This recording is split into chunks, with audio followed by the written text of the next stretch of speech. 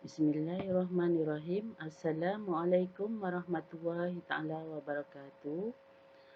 Apa khabar anak-anak pelajar? Hari ini kita akan masuk tajuk 9 iaitu seni anyaman.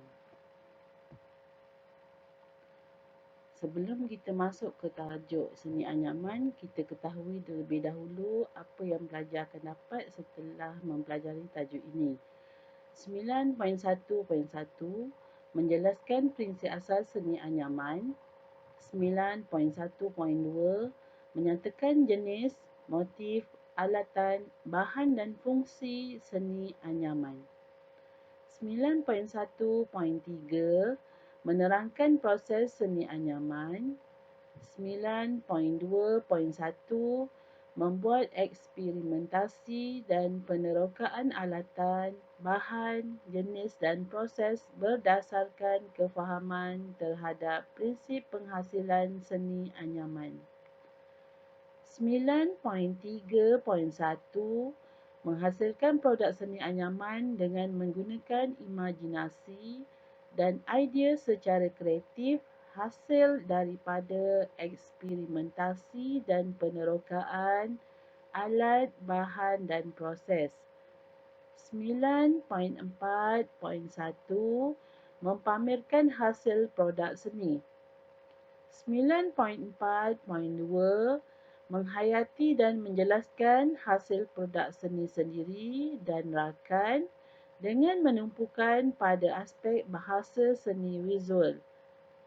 9.4.3 menjelaskan pengalaman sendiri dalam penghasilan produk seni anyaman. Okey, kita terus kepada 9.1.1 prinsip asas seni anyaman. Prinsip asas seni anyaman merupakan satu proses menjalin secara silang menyilang helaian demi helaian daun mengkuang, pandan, rotan, buluh dan beberapa bahan lain. Sesebuah seni anyaman dianggap sempurna apabila penganyam mementingkan ketegangan semasa menganyam agar anyaman rapat dan tidak longgar. Pemilihan bahan asas seni anyaman menentukan hasil kekemasan sesebuah hasil seni anyaman. Seterusnya, 9.1.2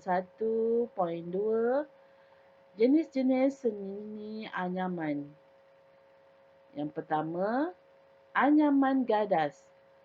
Anyaman yang tidak mempunyai kelarai asas menjadi anyaman asas bagi anyaman mengkuang menggunakan teknik angkat satu turun satu. Anyaman ini biasanya digunakan sebagai tikar pelapik lantai untuk aktiviti harian.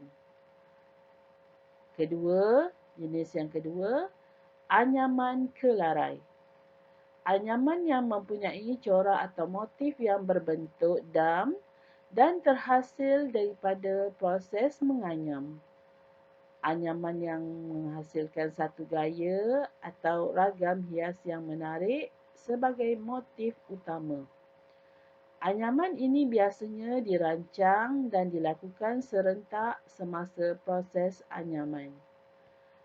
Ketiga, anyaman sulam. Anyaman untuk membuat bunga sulam pada rombong.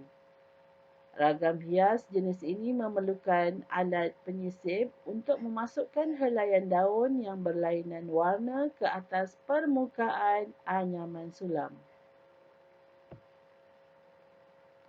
Seterusnya kita lihat motif seni anyaman kelarai. Antara motif seni anyaman kelarai yang pertama, flora. Antara contoh flora iaitu kelarai bunga cengkeh, kelarai bunga api. Kedua, motif fauna. Contoh, kelarai tapak harimau, kelarai buntut siput. Ketiga, Motif nama manusia seperti Kelarai Mak Mek, Kelarai Cik Kedah berakar. Para pelajar boleh melihat motif di gambar yang telah dipaparkan di bahagian sebelah kanan. Seterusnya, alatan seni anyaman antaranya iaitu yang pertama, parang. Parang digunakan untuk memotong dan menetak daun pokok mengkuang. Kedua, pelurut.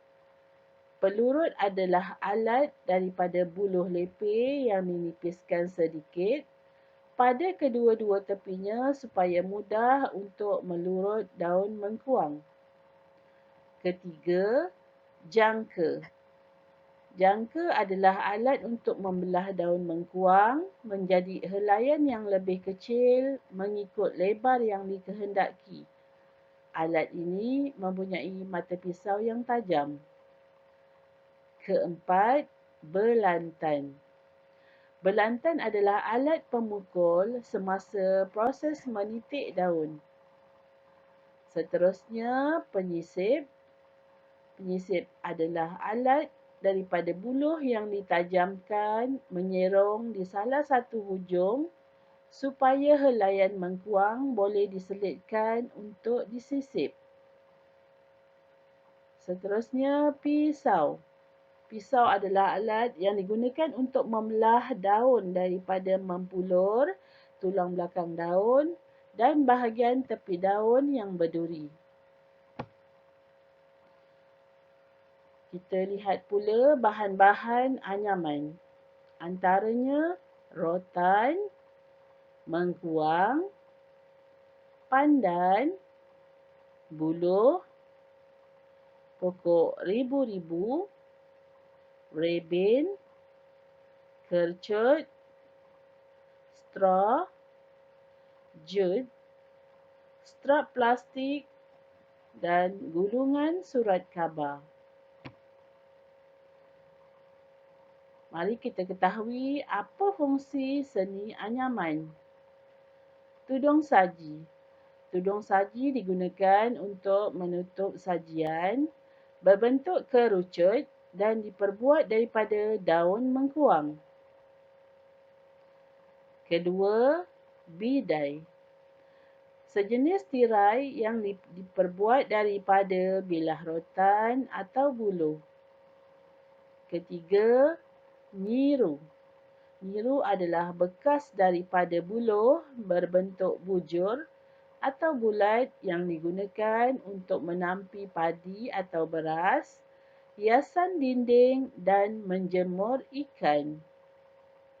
Keempat, tikar parudan. Tikar bersaiz kecil yang digunakan sebagai alas ketika memarut kelapa bagi tujuan menadah isi kelapa yang telah diparut. Seterusnya, leka. Leka adalah bakul alas yang dianyam daripada rotan, lidi atau bemban yang digunakan sebagai alas periuk, kuali atau pasu. Beg merupakan beg serbaguna daripada anyaman mengkuang. Seterusnya, bakul berkaki. Bakul kandung berkaki daripada buluh yang digunakan untuk mengisi beras atau padi. Kipas anyam. Kipas anyam hasil anyaman daripada mengkuang yang digunakan untuk mengipas. Bakul berkat iaitu bakul kandung daripada rotan yang digunakan untuk mengisi makanan. Raga iaitu bakul kandung daripada bilah buluh atau rotan yang digunakan untuk mengisi ikan, buah-buahan dan lain-lain. Seterusnya 9.1.3 proses menganyam tikar. Di sini kita akan lihat satu persatu proses Menganyam tika daripada awal hingga menjadi sebuah tika. Yang pertama, lagan. Helaian dilipat dua bahagian sama panjang dengan helaian mengkuang dibentuk seperti V. Kaedah ini dikenali sebagai melagan atau menaja. Langkah kedua, anyam. Proses menganyam dimulakan dari bahagian tengah helaian yang dilipat. Bahagian permulaan helaian mengkuang dijalin secara berselang-seli. Proses ketiga, pipih. Pipih yang dikenali sebagai lepih ialah teknik melipat dan menganyam bahagian tepi anyaman untuk mematikannya. Pelipihan ialah proses menyisip helaian yang berlebihan ke dalam badan anyaman. Yang keempat, sisip.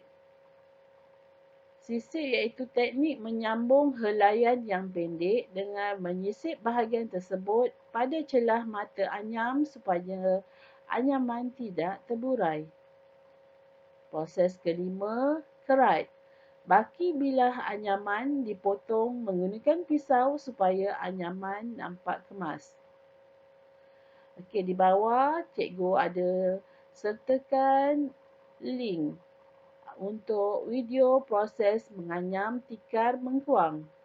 Para pelajar boleh copy dan paste link tersebut di YouTube untuk melihat sendiri bagaimana proses menganyam tikar mengkuang dijalankan. Okey, kita lihat rupa bentuk tikar. Ada bahagian-bahagian tertentu yang ada nama untuk rupa bentuk tikar. Okey, bucu tikar. Bucu tikar merupakan 4 sudut penjuru tikar. Seterusnya, tepi tikar. Tepi tikar terdiri daripada bahagian keseluruhan tepi atau keliling tikar, termasuk kepala dan panjang tikar. Kepala tikar. Bahagian di antara dua bahagian tepi tikar yang menentukan panjang tikar. Yang terakhir, badan tikar. Bahagian keseluruhan tikar yang meliputi panjang dan lebar tikar. Nampaknya itu sahaja penerangan untuk PDPR kali ini. Para pelajar diharap boleh memahami serba sedikit berkaitan dengan seni anyaman. Diharap para pelajar seronok dengan PDPR pada hari ini. Akhir kata daripada cikgu. Wabillahi taufiq wal hidayah. Wassalamualaikum warahmatullahi wabarakatuh.